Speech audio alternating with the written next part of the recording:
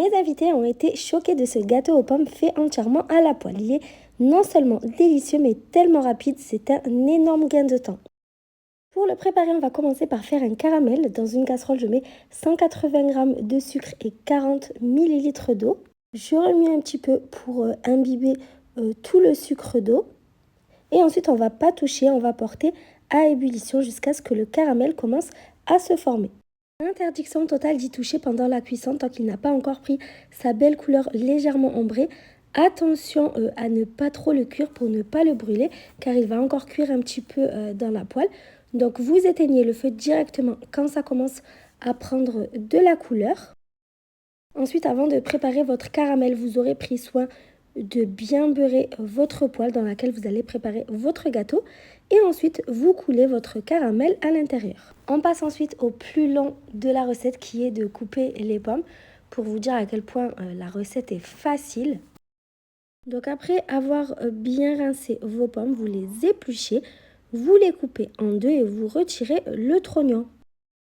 Vous pouvez utiliser la variété de pommes que vous souhaitez, donc peu importe.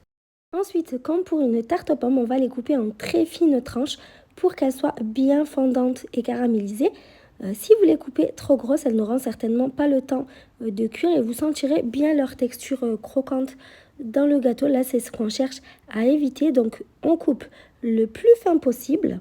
Et après, on va les disposer tout le long de la poêle. Encore une fois, c'est le même principe que pour la tarte aux pommes. On essaie de faire en sorte que ce soit posé harmonieusement et que ça se suive. Pour la seconde couche, on la met donc dans le sens opposé à la première. Et on essaie comme ça de combler tous les petits trous. Une fois que nos pommes sont bien disposées dans la poêle, on peut commencer à préparer notre appareil à gâteau. Dans un saladier, je mets 100 g de sucre, à doser évidemment selon vos goûts.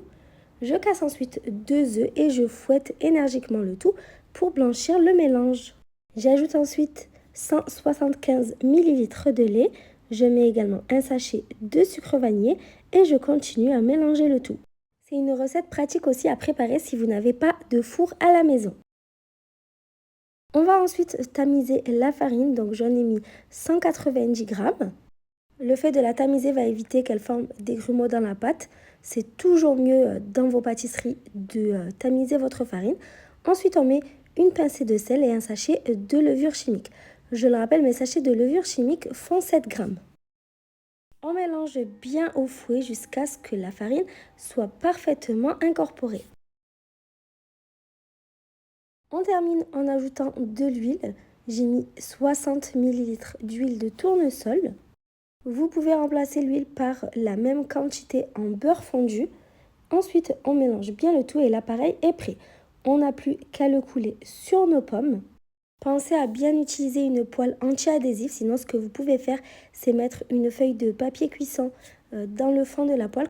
On cuit le gâteau à feu doux, le plus doux possible, en couvrant pendant 15 minutes. Après 15 minutes de cuisson, on vient retirer le couvercle. C'est encore un petit peu cru sur le dessus. Mais on va pouvoir tout de même le retourner. On n'attend pas que ce soit complètement sec, sinon le caramel risque de brûler. On prend une feuille de papier cuisson qu'on dépose par-dessus et on retourne le gâteau avec ce qui nous arrange le plus.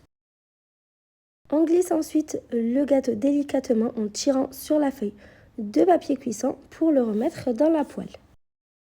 Et on cuit notre gâteau pendant 7 à 8 minutes sur l'autre côté avant de le retirer de la poêle. Et voilà, votre gâteau à la poêle est prêt. J'espère que la recette vous a plu et que vous serez tenté de l'essayer. À bientôt!